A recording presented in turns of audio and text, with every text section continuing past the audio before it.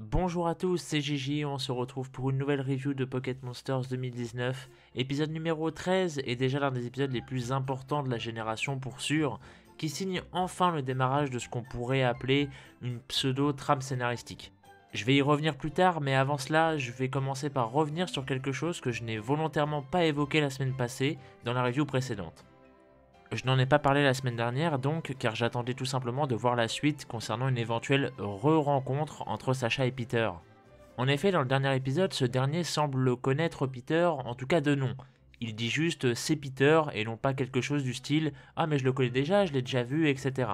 D'autant plus qu'il semble impressionné par la vue de son Léviator rouge qu'il a pourtant déjà vu auparavant, laissant clairement sous-entendre que c'est la première fois qu'il le voit malgré tout.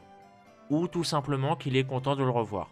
À vous de voir comment vous interprétez la chose, mais personnellement c'est encore un entre-deux. Ce n'est pas pleinement assumé, mais bien appuyé malgré tout selon moi. Je pense ainsi qu'il est juste heureux de les avoir revus, rien de plus. Malheureusement il n'y aura pas eu de suite à ça dans l'épisode de cette semaine, donc finalement pas vraiment de conclusion à ce niveau-là. Et donc pour parler de l'épisode de cette semaine en l'occurrence, on va bien évidemment parler du combat entre Sacha et Tarak. Un combat pas spécialement exceptionnel pour sa technique ou sa chorégraphie ou autre chose, mais qui était plutôt tourné dans le symbolisme. Sacha découvre ainsi dans cet épisode que son Pikachu peut se gigamaxer et non pas simplement Dynamax, ce qui était bien évidemment prévisible. Mais ce qui surprend Tarak, c'est surtout le fait que Pikachu puisse faire ça sans que Sacha ne porte de poignée Dynamax, et plus surprenant encore, Pikachu n'a bien évidemment pas de Pokéball, ça vous le savez tous, ce qui rend donc la chose encore plus impressionnante. Alors bien évidemment c'est pour le plot, c'était évident et il n'y a pas vraiment de mal à ça je trouve, après tout c'est pas la première fois que ça arrive et ce sera pas la dernière. Mais il semblerait que Pikachu arriverait à rentrer en contact directement avec l'énergie de la source se trouvant en dessous du sol. A voir comment tout ça sera possiblement expliqué plus tard, mais je trouve ça plutôt intéressant comme manière d'aborder la chose, c'est plutôt original au final. Bref, mis à part ça, Pikachu en Gigamax, qu'est-ce que j'en pense? C'est génial en fait. Sa façon de se mouvoir quand il lance ses attaques aussi, et surtout son physique qui est un peu potelé pour ne pas dire autre chose, un peu potelé, un peu énervé, rappelant un peu le Pikachu des débuts de la série. Personnellement ça m'a fait beaucoup rire, et pour le coup oui, j'en suis déjà très très fan pour le coup.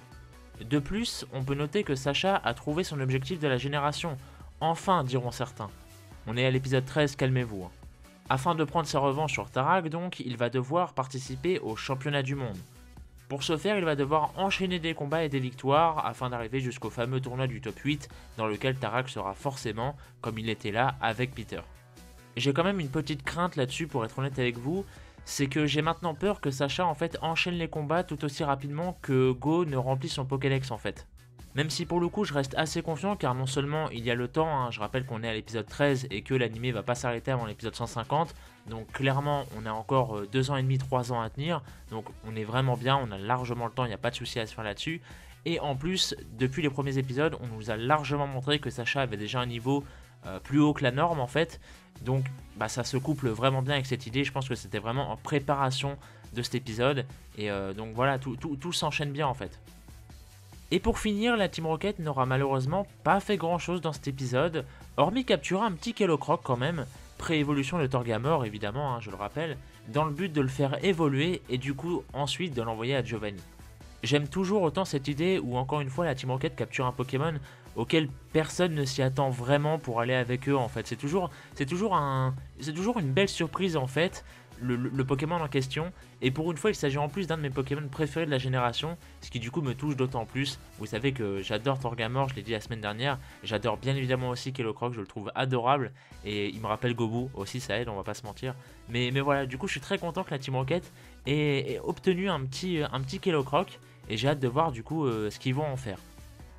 Et voilà, mine de rien, j'avais pas tant de choses à dire que ça sur cet épisode, même si l'épisode en soi est vraiment bon, vraiment complet, il répond à pas mal de choses que les gens attendaient depuis pas mal de temps, notamment à savoir quel sera le but de Sacha dans cette génération. Là pour le coup vous avez votre réponse, ça va, on n'a pas attendu 50 épisodes non plus, donc calmez-vous les gars, parce que je sais qu'il y en a qui étaient là en mode putain mais ça raconte rien, il se passe rien, c'est insupportable et tout, Sacha il sait pas ce qu'il va faire et tout. On est à l'épisode 13, vous avez votre réponse, arrêtez de gueuler, voilà.